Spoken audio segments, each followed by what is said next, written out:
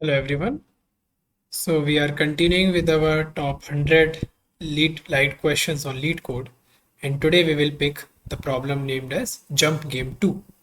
So this Jump Game 2 is a continuation of Jump Game problem, and I have already solved that problem, so you can check out my video on the Jump Game and then come to this video. I'll link that video in the description as well. So the problem says you are at a zero indexed array and the array name is nums of length n, and you are initially at the zero index.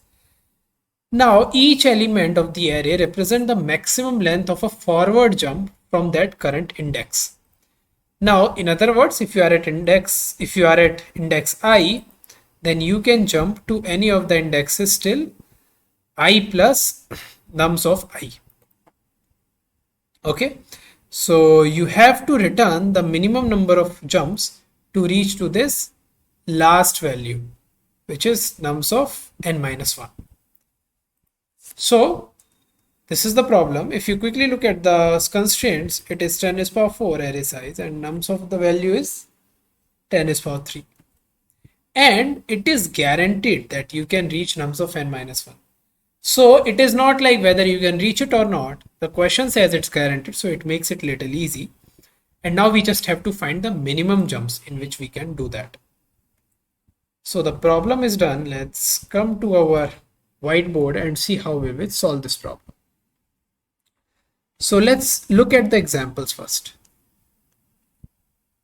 This is our array. So if we are at 2, we are initially at 2 and we have to reach in the end here. From 2, we can either go to 3 and we can go till 1. So this is the one jump. Now if we are at 3, we can go to 1 here or in the end. So if you see, you can make one jump from 2 to 3 and the second jump from 3 to 4. So the jump count here is 2. So actually this is the minimum jumps in which you can reach till here. If you try other options, it will be larger. For example, if from 2 you go to directly to 1, now from 1 what you can do? From 1 you can only go here, and from here you can only go here. So this is actually how many jumps? This is now 3 jumps. But we have to minimize the jump, hence 2 will be our answer. Okay, now let's look at one more example from the problem itself. In this case, you are at 2, you can go till here or here because you can make 2 jumps at max. If you are at 3, you can directly make a jump here, right? Again, here the jumps is 2. Okay, and also if you are at this 0, you cannot go anywhere. So this is the only way you can go. So from 3 you can go here and here and here, which means now here again the answer is minimum jumps 2. Now how will we solve it? At first when we look at it, it looks like a little difficult problem, that there are so many different ways and we have to find the minimum. When we always have to find the minimum or maximum, we mostly think about the DP, right? Dynamic programming. Yes, you can solve this problem with dynamic programming as well, but if you solve it with DP, it will take you order n square again. But since our constraint is 10 to the power 4, n square will not work in this case. But luckily, there is another way, which is a greedy approach, which can give us in order n solution. So let's try to look at it. Now let's take an example again. 2, 3, 1, 1. Now let's try to see what we can do.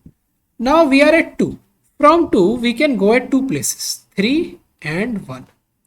So I can call it as a one bucket or one range of indexes where I can go from the starting index. Okay, now here or here you can reach in one jump, that is decided.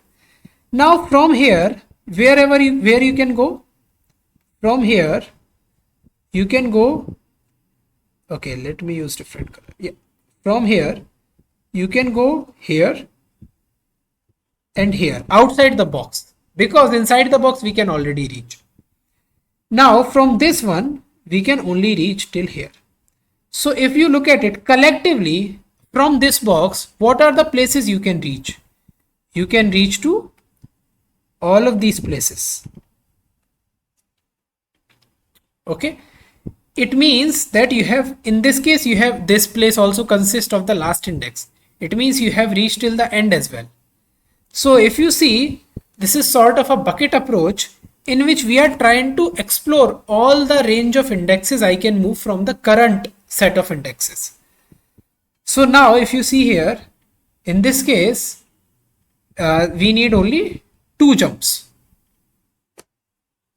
Because first jump we will take in this bucket, second jump we will take in this bucket, and the last index is contained in this bucket. So we will take 2 jumps. Okay, so now let's take we can take one more example to see. Let's take an example in which everything is 1. In this example, if you see, from this one you can go to this one only, so there is only 1 bucket. Now out of this one you can only go to this one, so this is again another bucket. From this one you can go to this one only, which is another bucket, and from this one you can finally go till the last index, which is another 1 bucket. If you see how many jumps you took 1, 2, 3, 4 jumps. So in this case the jumps are 4. So now this is what we can use. Now the question is, how do we actually code this? So the code is simple. From this your initial range is, currently you are at 0, 0. Initial starting is 0 and ending is 0. Okay, now from there we will see. So to better understand it, let's directly go to the coding, and this will help us. Okay, so initially, currently the jumps are, total jumps needed are 0. And what is the range we are at so far? 0, 0. Starting bucket is 0 and ending bucket is 0. And the size is this. Now while my r is less than n minus 1, it means the right side of the bucket, the right hand of the bucket, until it is less than n minus 1. As long as it becomes greater than equal to n minus 1, it means I have reached till the end and we can stop. Until it is less than n minus 1, we will see from the current bucket what is the maximum jump we can make. So we will start from IL.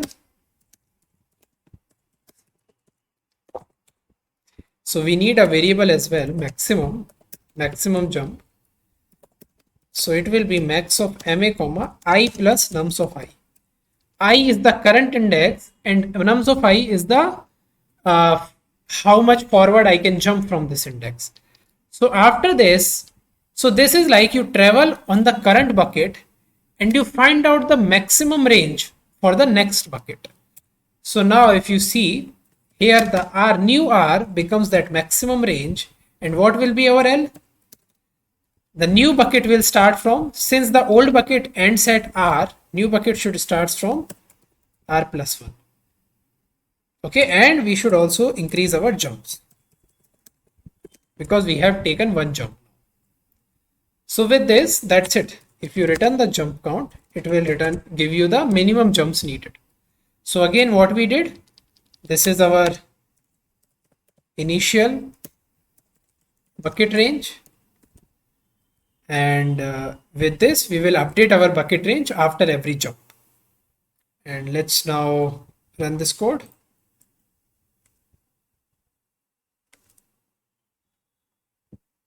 submit it.